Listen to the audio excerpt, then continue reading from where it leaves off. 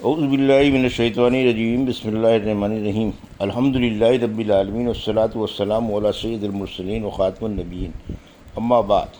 صحیح بخاری باب کتاب التفسیر، حدیث نمبر 4756، اردو ترجمہ۔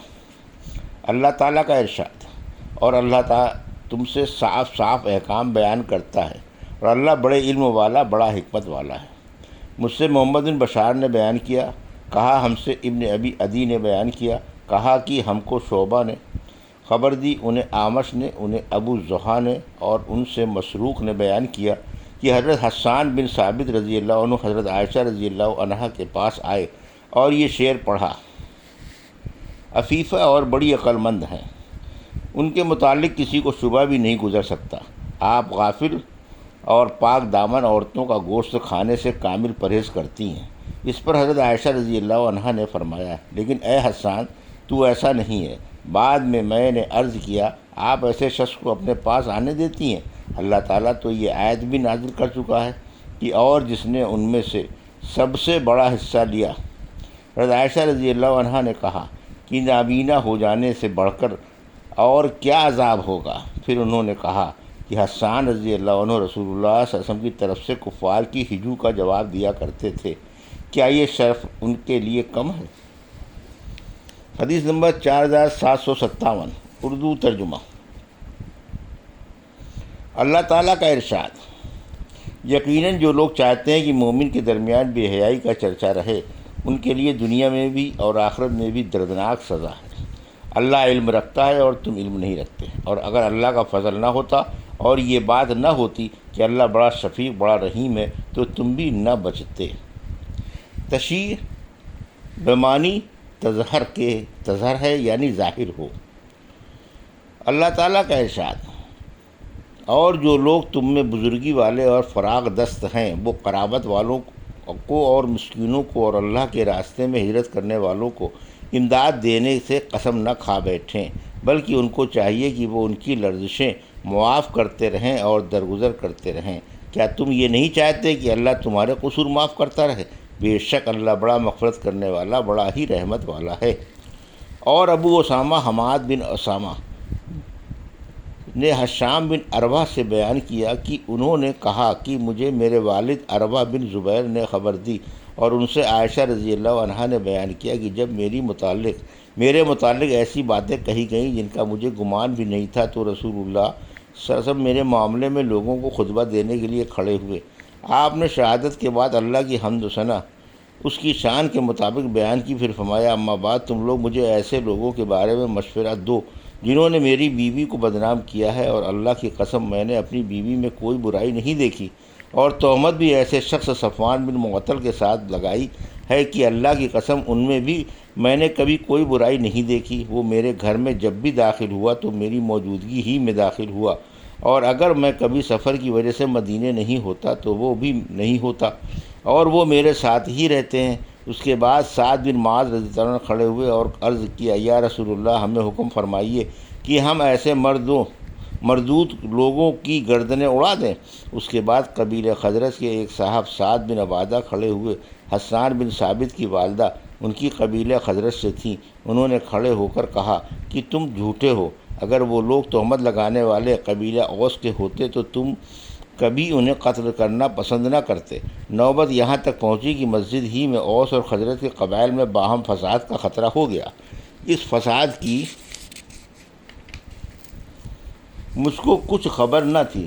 اس دن کی رات میں قضاء حاجت کے لیے باہر نکلی، میرے ساتھ مستہ بھی تھیں۔ وہ راستے میں پھسل گئیں اور ان کی زبان سے نکلا کہ مستہ کو خدا غارت کرے۔ میں نے کہا: آپ اپنے بیٹے کو کوستی ہیں؟ اس پر وہ خاموش ہو گئیں۔ پھر دوبارہ وہ پھسلیں اور ان کی زبان سے وہی الفاظ نکلے کہ مستہ کو خدا غارت کرے۔ میں نے پھر کہا کہ آپ اپنے بیٹے کو کوستی ہیں؟ پھر وہ تیسری مرتبہ پھسلیں تو میں نے پھر انہیں ٹوکا۔ انہوں نے بتایا کہ خدا کی قسم، میں تو تیری وجہ سے اسے کوستی ہوں۔ میں نے کہا کہ میری کس معاملے میں انہیں آپ کو کوس رہی ہیں؟ میرے کس معاملے میں انہیں آپ کوس رہی ہیں؟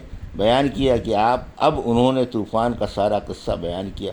میں نے پوچھا: کیا واقعی یہ سب کچھ کہا گیا ہے؟ انہوں نے کہا: ہاں، خدا کی قسم پھر میں اپنے گھر آ گئی، لیکن ان واقعات کو سن کر غم کا یہ حال تھا کہ مجھے کچھ خبر نہیں کہ کس کام کے لیے میں باہر گئی تھی اور کہاں سے آئی ہوں۔ ذرہ برابر بھی مجھے اس کا احساس نہیں رہا۔ اس کے بعد مجھے بخار چڑھ گیا اور میں نے رسول اللہ صلی اللہ علیہ وسلم سے کہا کہ آپ مجھے ذرا میرے والد کے گھر پہنچا دیجئے۔ آپ صلی اللہ علیہ وسلم نے میرے ساتھ ایک بچے کو کر دیا۔ میں گھر پہنچی تو میں نے دیکھا کہ رومان نیچے کے حصے میں ہیں اور ابو بکر رضی اللہ عنہ بالا خانے میں قرآن پڑھ رہے ہیں۔ والدہ سے پوچھا، بیٹی اس وقت کیسے آ گئیں؟ میں نے وجہ بتائی اور واقعے کی تفصیلات سنائی۔ ان باتوں سے جتنا غم مجھ کو تھا، ایسا معلوم ہوا کہ ان کو اتنا غم نہیں تھا۔ انہوں نے فرمایا، بیٹی اتنا فکر کیوں کرتی ہو؟ کم ہی ایسی کوئی خوبصورت عورت کسی ایسے مرد کے نکاح میں ہوگی جو اس سے محبت رکھتا ہو اور اس کی سوکنیں بھی ہوں اور وہ اس سے حسد نہ کریں اور اس میں 100 عیب نہ نکالیں۔ اس تہمت سے وہ اس درجہ بالکل بھی متاثر نہیں معلوم ہوتی تھی جتنا میں متاثر تھی۔ میں نے پوچھا، والد کے علم میں بھی یہ باتیں آ گئی ہیں؟ انہوں نے کہا کہ ہاں۔ میں نے پوچھا، اور رسول اللہ صلی اللہ علیہ وسلم کے؟ انہوں نے بتایا کہ رسول اللہ صلی اللہ علیہ وسلم کے بھی علم میں سب کچھ ہے۔ میں یہ سن کر رونے لگی تو ابو بکر رضی اللہ عنہ نے بھی میری آواز سن لی۔ وہ گھر کے بالائی حصے میں قرآن پڑھ رہے تھے۔ اتر کر نیچے آئے اور والدہ سے پوچھا کہ اسے کیا ہو گیا ہے؟ انہوں نے کہا کہ وہ تمام باتیں اسے بھی معلوم ہو گئی ہیں جو اس کے متعلق کہی جا رہی ہیں۔ ان کی بھی آنکھیں بھر آئیں اور فرمایا، بیٹی میں تمہیں قسم دیتا ہوں، اپنے گھر واپس چلی جاؤ۔ چنانچہ میں واپس چلی آئی۔ جب میں اپنے والدین کے گھر آ گئی تھی تو رسول اللہ صلی اللہ علیہ وسلم میرے حجرے میں تشریف لائے تھے اور میری خادمہ بریرہ سے میرے متعلق پوچھا تھا اور اس نے کہا تھا کہ نہیں، خدا کی قسم میں ان کے اندر کوئی عیب نہیں جانتی، البتہ ایسا ہو جایا کرتا تھا کم عمری کی غفلت کی وجہ سے کہ آٹا گوندتے ہوئے سو جایا کرتی تھیں اور بکری آ کر ان کا گندھا ہوا آٹا کھا جاتی۔ رسول اللہ صلی اللہ علیہ وسلم کے بعد صحابہ نے ڈانٹ کر ان سے کہا کہ آنور صلی اللہ علیہ وسلم کو بات صحیح کیوں نہیں بتا دیتی؟ پھر انہوں نے کھول کر صاف لفظوں میں ان سے واقعہ کی تصدیق چاہی۔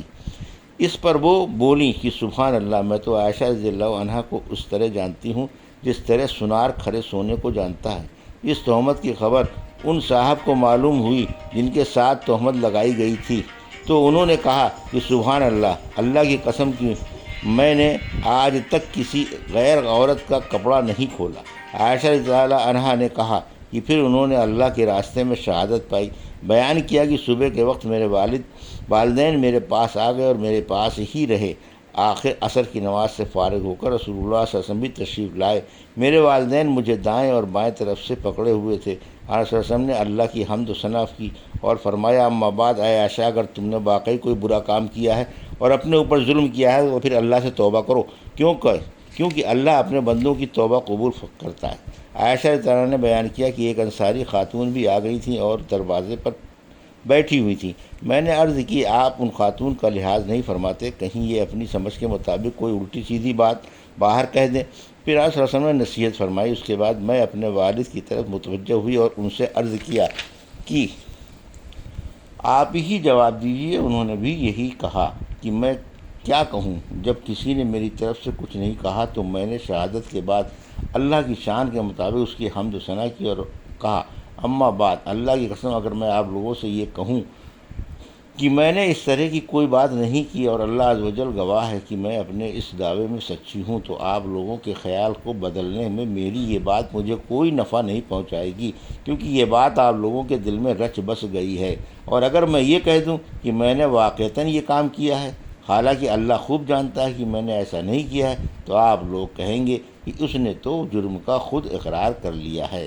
خدا کی قسم، میری اور آپ لوگوں کی مثال یوسف علیہ السلام کے والد کی سی ہے کہ انہوں نے فرمایا تھا، بس صبر ہی اچھا ہے، اور تم لوگ جو کچھ بیان کرتے ہو اس پر اللہ ہی مدد کرے۔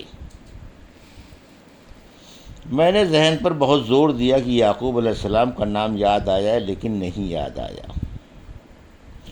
اسی وقت رسول اللہ صلی اللہ علیہ وسلم پر وحی کا نزول شروع ہو گیا اور ہم سب خاموش ہو گئے۔ پھر آپ سے یہ کیفیت ختم ہوئی تو میں نے دیکھا یہ خوشی آنور صلی اللہ علیہ وسلم کے چہرے مبارک پر ظاہر ہو رہی تھی۔ آنور صلی اللہ علیہ وسلم نے پسینے سے اپنی پیشانی صاف کرتے ہوئے فرمایا، عائشہ تمہیں بشارت ہو، اللہ تعالیٰ نے تمہاری پاکی نازل کر دی۔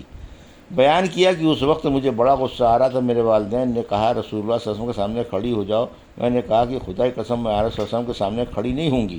نہ حضور صلی اللہ علیہ وسلم کا شکریہ ادا کروں گی اور نہ آپ لوگوں کا شکریہ ادا کروں گی، میں تو صرف اللہ کا شکر ادا کروں گی جس نے میری برات نازل کی ہے۔